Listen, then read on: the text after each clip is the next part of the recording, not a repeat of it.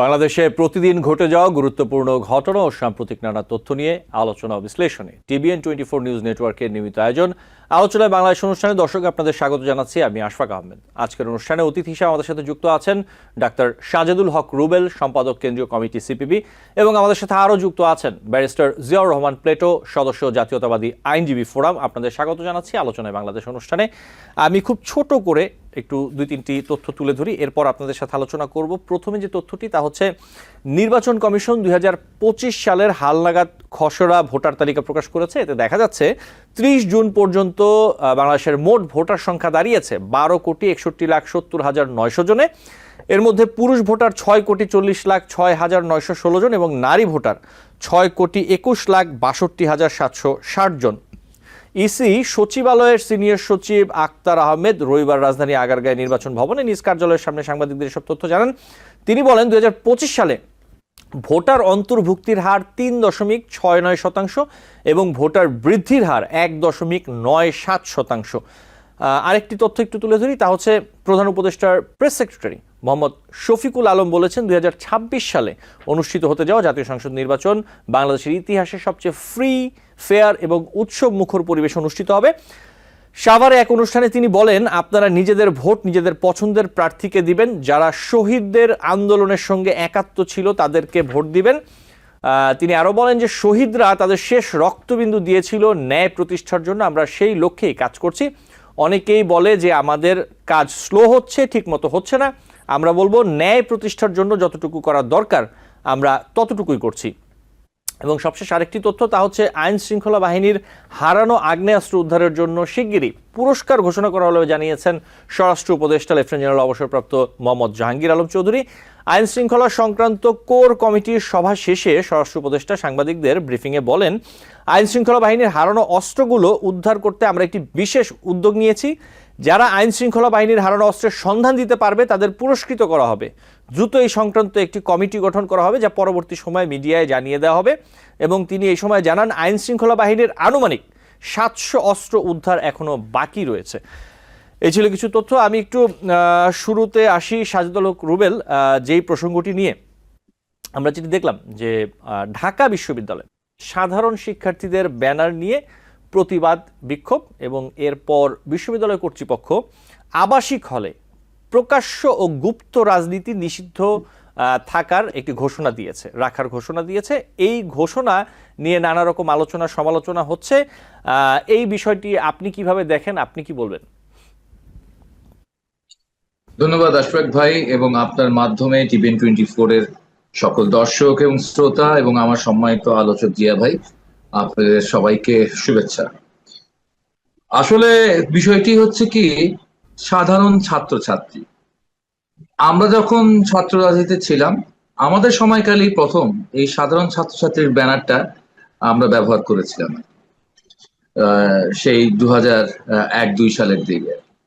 আর তারপর থেকে মাঝে মাঝে এই সাধারণ ছাত্রছাত্রীর ব্যানারে সত্যি সত্যি সাধারণ ছাত্রছাত্রীর আন্দোলন হয়েছে, সত্যি সত্যি সাধারণ ছাত্রছাত্রীর আন্দোলন হয়েছে। এমনকি এই যে গত বছরের এই যে গণ অভ্যুত্থান, এই যে ছাত্র জনতার যে স্বতঃস্ফূর্ত অভ্যুত্থান, সেটিতেও সাধারণ ছাত্রছাত্রীদের অংশগ্রহণ ছিল। কিন্তু এখন প্রশ্ন হচ্ছে, এখন বিভিন্ন বিশ্ববিদ্যালয়ে আমরা দেখছি খুবই উদ্দেশ্যমূলক ভাবে সাধারণ ছাত্রছাত্রীর ব্যানারটা ব্যবহার হচ্ছে আর কি, ব্যবহৃত হচ্ছে। এবং এই ক্ষেত্রে আমাদের কাছে যেটি মনে হচ্ছে, এই যে সাধারণ ছাত্রছাত্রীর সাথে ইসলামী ছাত্র শিবিরের কথা, সুর, লয় কোথায় জানি তাদের হচ্ছে মিলে যায় আর কি। আমার কাছে মনে হয় যে সেটা হচ্ছে এক ধরনের, কারণ ইসলামী ছাত্র শিবিরকে আমরা দেখেছি তো বিগত 10-15 বছর আমরা দেখেছি কিভাবে করে তারা তাদের নিজের পরিচয় লুকিয়ে ছাত্রলীগ করেছে। তারা ছাত্রলীগ পরিচয়ে তখন ক্যাম্পাসে তারা দণ্ড প্রতাপে অবস্থান করেছেন, অনেক ক্ষেত্রে ছাত্রলীগের বিভিন্ন পোস্টেও ছিল তারা। এখন আবার তারা হচ্ছে তাদের স্বার্থটাকে আদায় করার জন্য খুব সহজ হচ্ছে এই ধরনের হচ্ছে সাধারণ ছাত্রছাত্রীর ব্যানারটা ব্যবহার করা। এবং যে সমস্ত কর্মীদেরকেও দেখা গেছে ছবিতে, যাদেরকে দেখা গেছে ছাত্র বা ছাত্রী, তাদের ক্ষেত্রে দেখে অনেক সময় আমরা অনেক কিছু অনুমান করতে পারি যে কে কোথা থেকে এসেছে। এবং আমরা এটা মনে করি যে এখন মূলত এটা টার্গেট বেসিক্যালি হচ্ছে ছাত্র রাজনীতি না, তো আসলে ছাত্র রাজনীতি বলুক, লেজুর ভিত্তিক ছাত্র রাজনীতি বলুক, কিংবা বিগত 10-15 বছরে এই যে হচ্ছে নির্মম ভাবে ক্যাম্পাস গুলোতে ছাত্রলীগ রাজত্ব করেছে, সাধারণ ছাত্রছাত্রীদেরকে অত্যাচার করেছে, এইগুলা আসলে এখন মনে হয় টার্গেট না। টার্গেটটা হচ্ছে জাতীয়তাবাদী ছাত্রদল। এটা আমি আমার হাইপোথেটিক্যালি বলছি আর কি, যে ছাত্রদল হল কমিটি ঘোষণা করেছে, এখন হচ্ছে গিয়ে ছাত্র দলের সাথে হচ্ছে তাদেরকে পেরে উঠতে হবে, তো রাজনীতিতে পেরে উঠতে হবে, আদর্শিক বিতর্কে লড়াইয়ে তাদেরকে পেরে ওঠার একটা বিষয় রয়েছে আর কি। সেক্ষেত্রে খুব সহজ হয় যে যদি ছাত্র রাজনীতি নিষিদ্ধ থাকে, তাহলে হচ্ছে দেখবেন একটি কথা হচ্ছে, ঠাকুর ঘরে খেয়ে রে আমি কলা খাই না। গুপ্ত রাজনীতিও চলবে না। আরে গুপ্ত বা আন্ডারগ্রাউন্ড যে রাজনীতি, সেটা কি কারো ধারে বৈধতা বা অবৈধতার ধারে? গুপ্ত রাজনীতি বা আন্ডারগ্রাউন্ড রাজনীতি আন্ডারগ্রাউন্ড, সে বৈধ না বলেই তো সে আন্ডারগ্রাউন্ডে কাজ করে আর কি। সেটা আপনি ঠেকাবেন কিভাবে করে? আপনি প্রকাশ্য রাজনীতি নিষিদ্ধ করলে করতে পারেন, প্রকাশ্য কর্মসূচি নিষিদ্ধ করতে পারেন, কিন্তু প্রকাশ্য রাজনীতি নিষিদ্ধ বলিয়াই গুপ্ত রাজনীতি সেখানে চলে বা গুপ্ত কর্মকাণ্ড সেখানে চলে।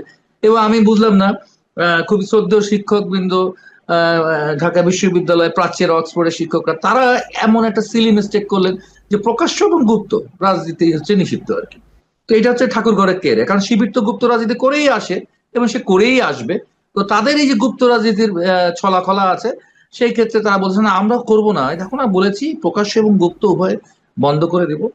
এবং আমরা মনে করি যে এটি হচ্ছে খুবই হলো অগণতান্ত্রিক ব্যাপার। সাধারণত ছাত্ররা বলতে পারে যে যে আমরা দেখি যে ছাত্র আন্দোলনে বা ছাত্র রাজনীতিতে বা ছাত্র সংগঠনের ক্ষেত্রে যে লেজুর ভিত্তির বিষয়টা থাকে, সেখানে যে সন্ত্রাস হানাহানির বিষয়গুলো থাকে, সেই হানাহানি শাহজাদুল সন্ত্রাস এই রুবেল, বিষয়গুলো ডাকসু নির্বাচনকে কেন্দ্র করে, না জি, থাকে। ডাকসু নির্বাচনকে কেন্দ্র করেও কি এর মধ্যে কোনো আসলে স্বার্থন্বেষী মহল কাজ করছে বলে আপনি মনে করেন কিনা? অনেকে আবার এমনও প্রশ্ন তুলছেন অথবা বলছেন যে আসলে বিশ্ববিদ্যালয়ে ছাত্র রাজনীতি, প্রকাশ্য যে রাজনীতি, এই ছাত্র রাজনীতি বন্ধেরও চেষ্টা হচ্ছে কিনা, এমন প্রশ্ন কিন্তু উঠছে। জি। বন্ধের চেষ্টা তো নতুন কিছু নয়।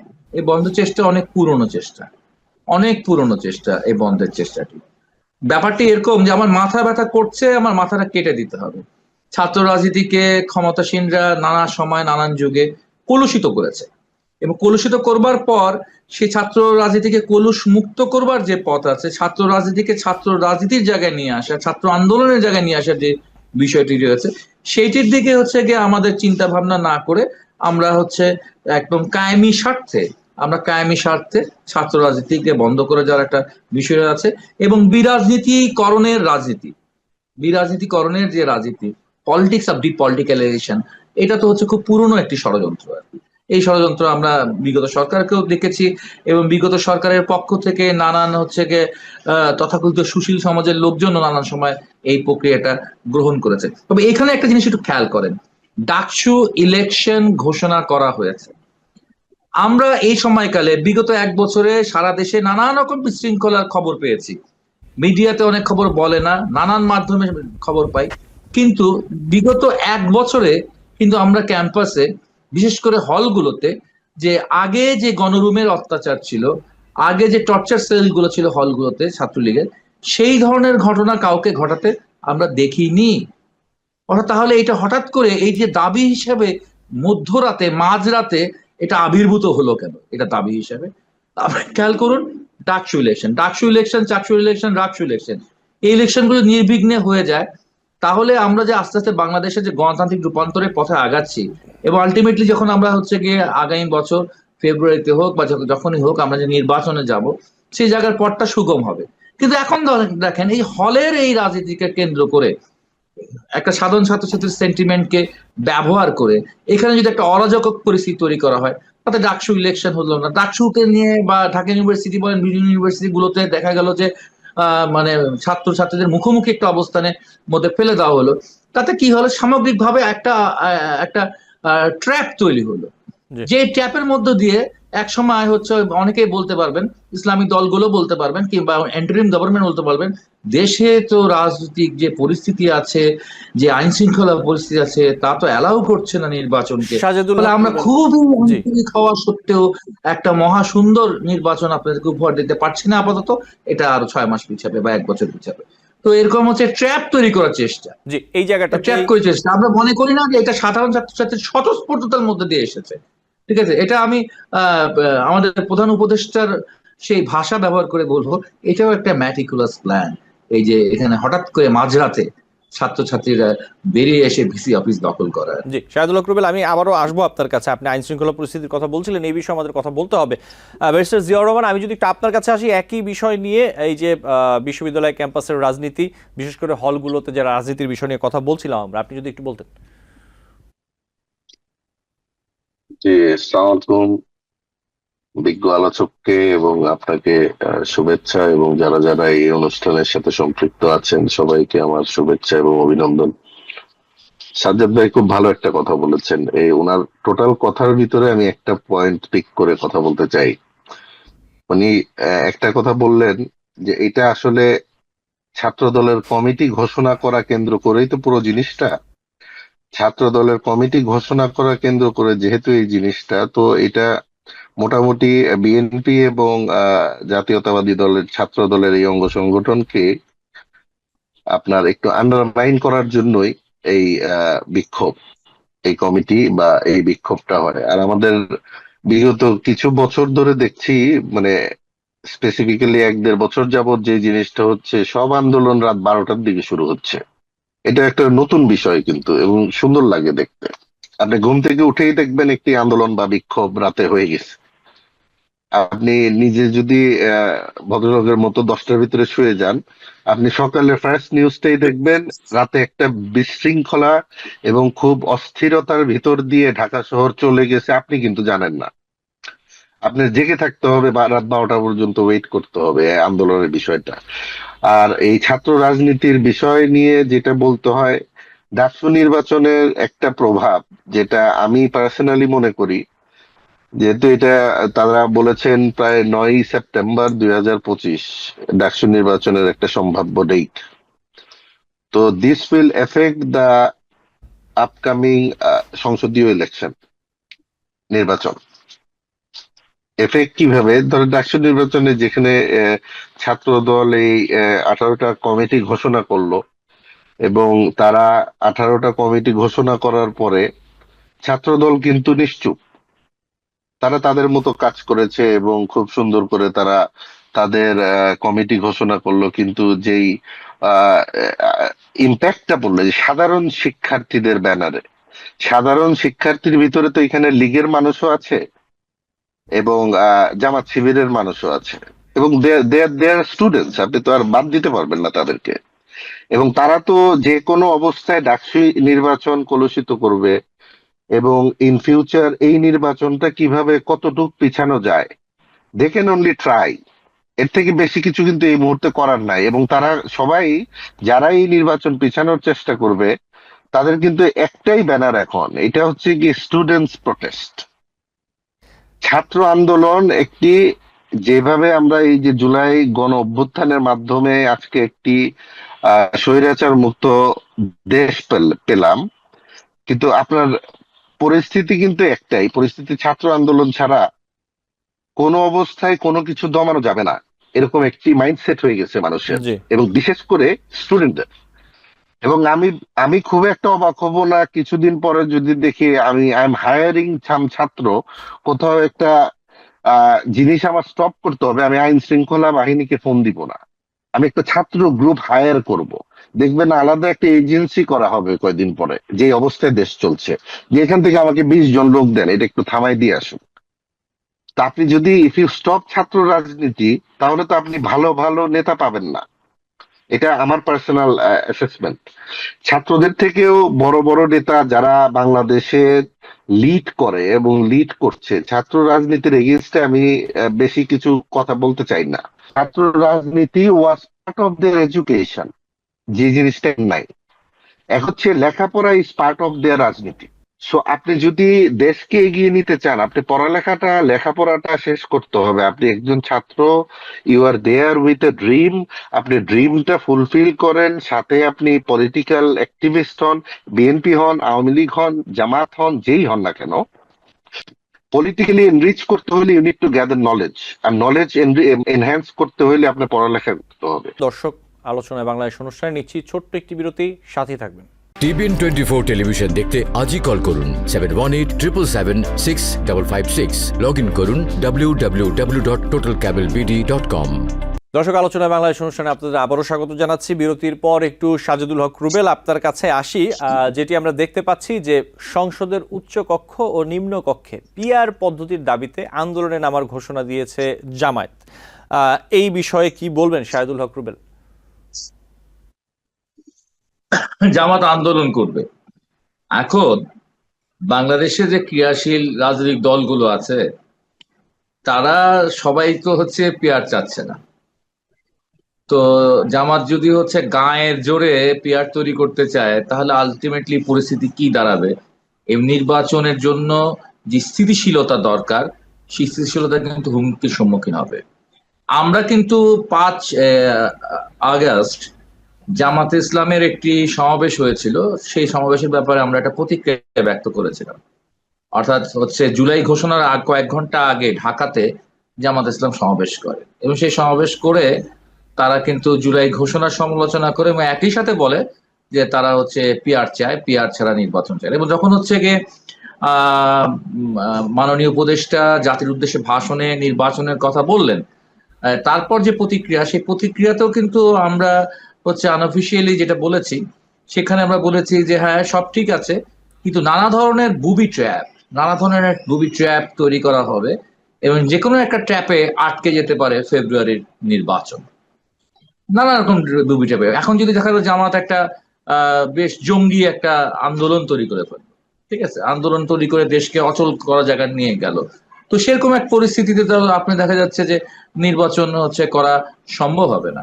আর পিআর করবার ক্ষেত্রে কিন্তু একটা বিরাট বিষয় রয়েছে যে হচ্ছে আপনার এখানে লিগ্যাল ফ্রেম ওয়ার্কের ব্যাপার আছে, এখানে সেই এলএফও 1970-র মতো কোনো এলএফও করার ব্যাপার আছে এবং সেই এলএফওটা করা যাবে কিনা, কারণ 1970 সালে তদানীন্তন পাকিস্তানে কোনো শাসনতন্ত্র বা কনস্টিটিউশন ছিল না, বাংলাদেশে একটা কনস্টিটিউশন আছে এবং সেই কনস্টিটিউশন অনুযায়ী শপথ নিয়ে এই সরকার ক্ষমতায় আছে।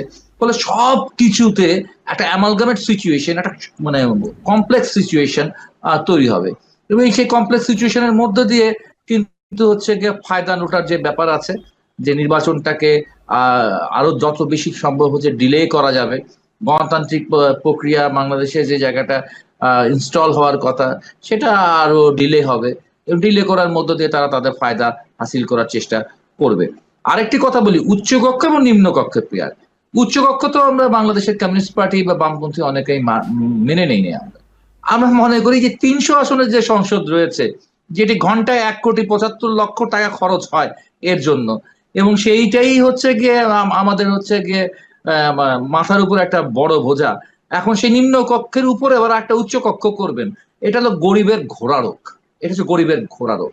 1 নম্বর হচ্ছে এই দেশটা হচ্ছে একটা ইউনিটন দেশ, এটা ফেডারেল দেশ না। এখন ফেডারেল দেশটা এমন দেশেও উচ্চকক্ষ আছে, কিন্তু সেখানে প্রতিনিধি কারা নির্বাচিত হয়, কিভাবে নির্বাচিত হয়, ঠিক আছে।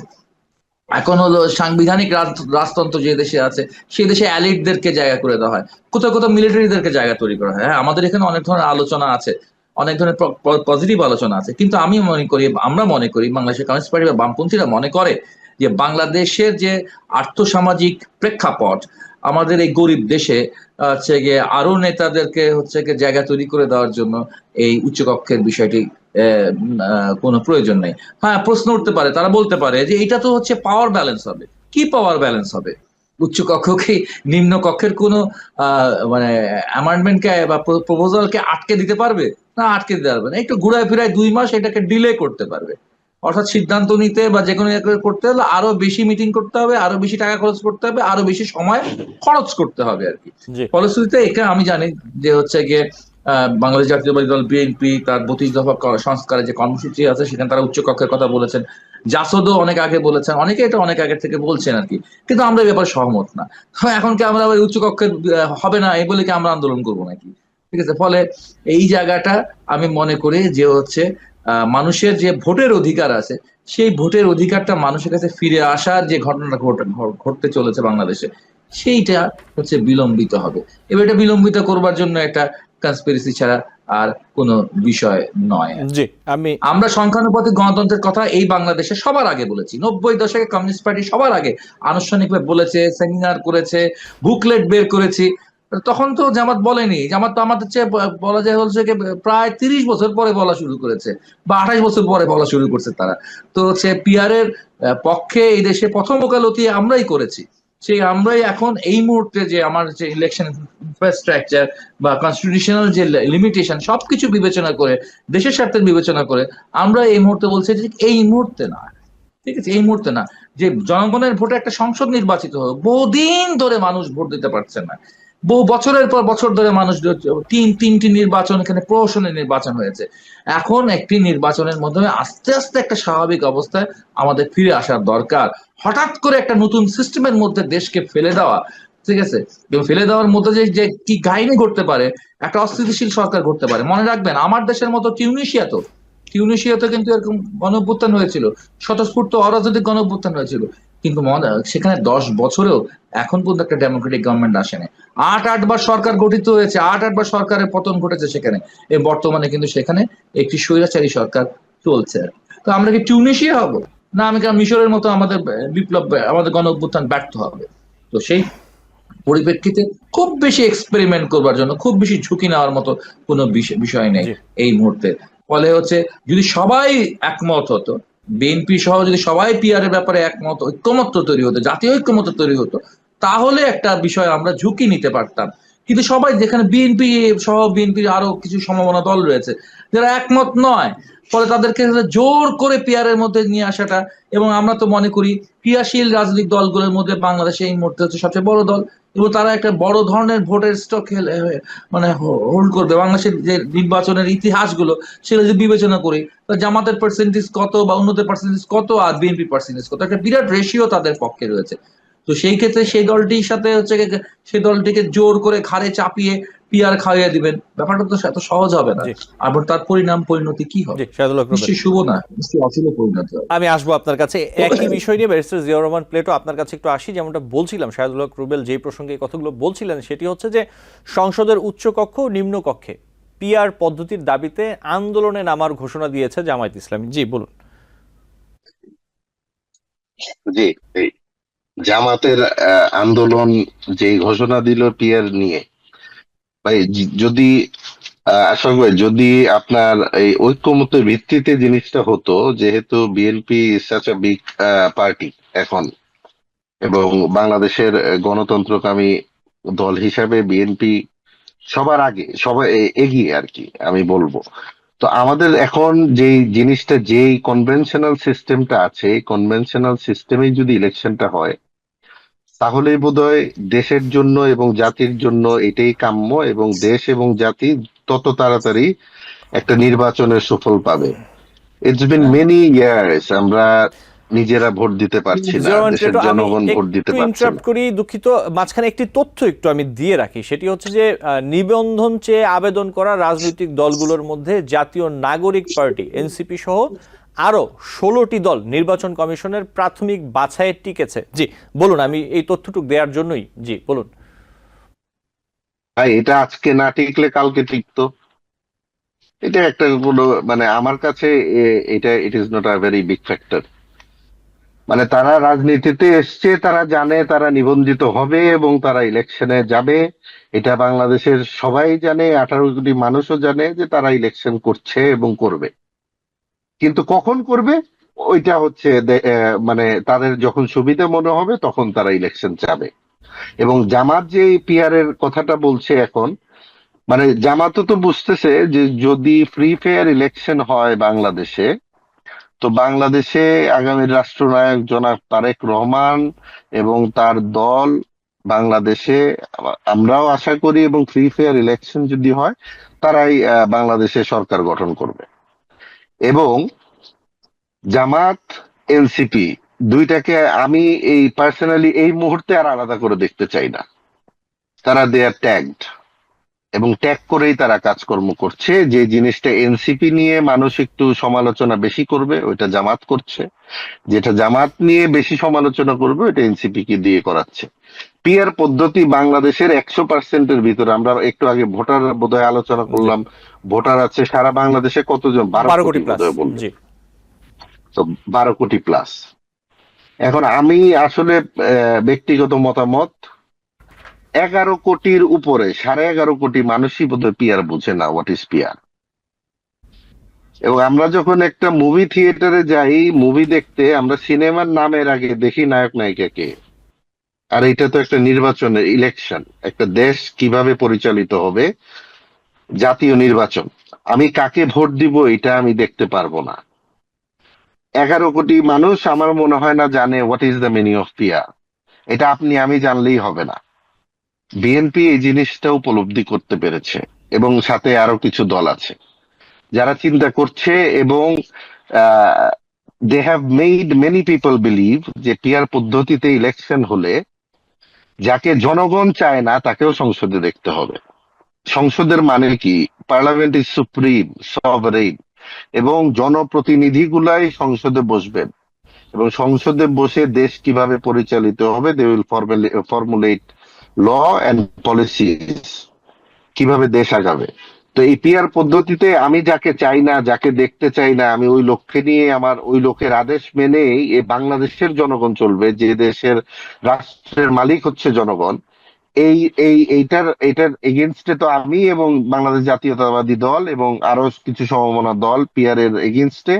সো বাংলাদেশে যত তাড়াতাড়ি ইলেকশন দিবে তত তাড়াতাড়ি বাংলাদেশের জন্য মঙ্গল।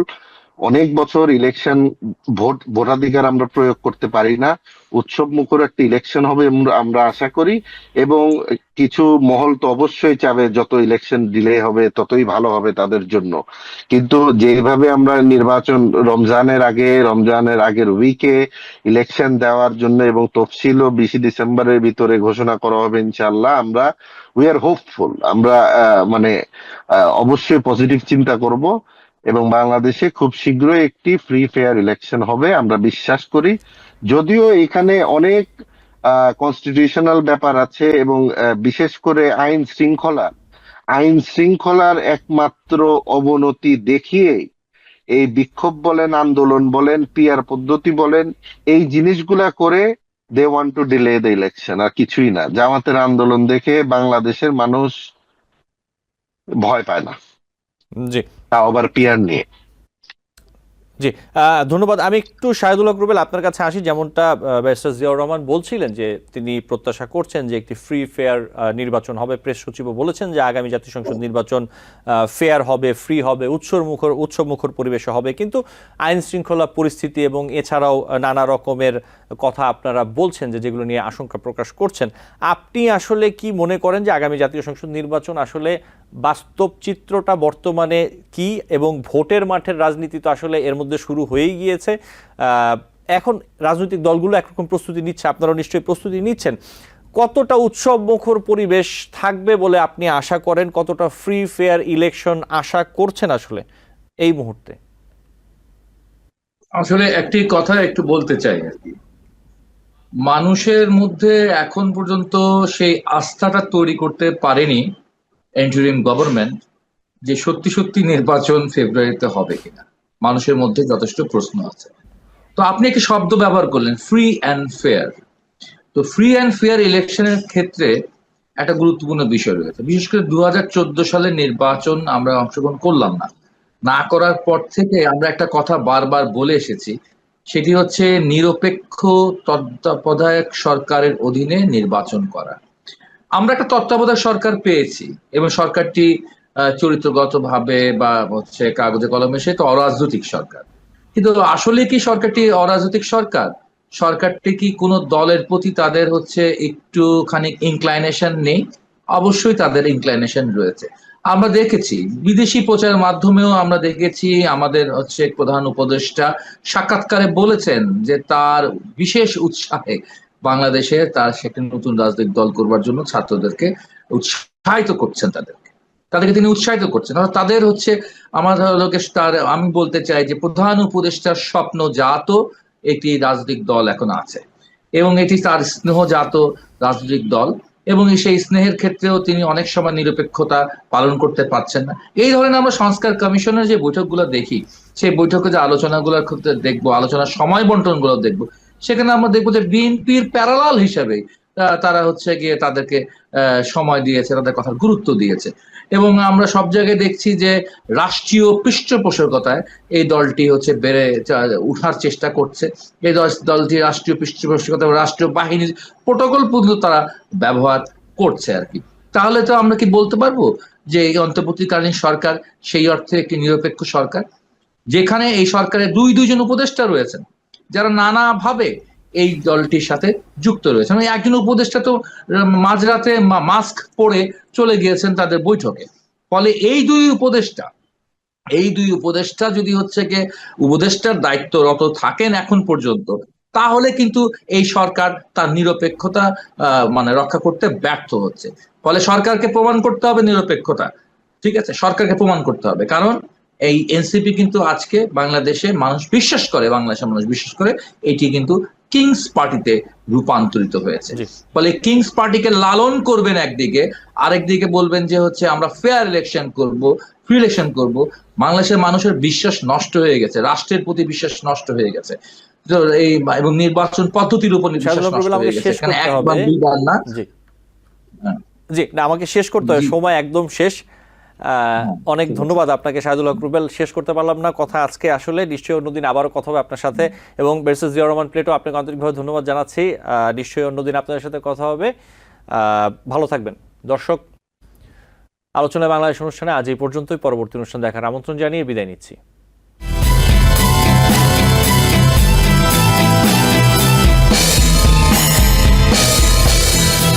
টিভিএন 24 টেলিভিশন দেখতে আজই কল করুন 7187776556। লগ ইন করুন www.totalcablebd.com।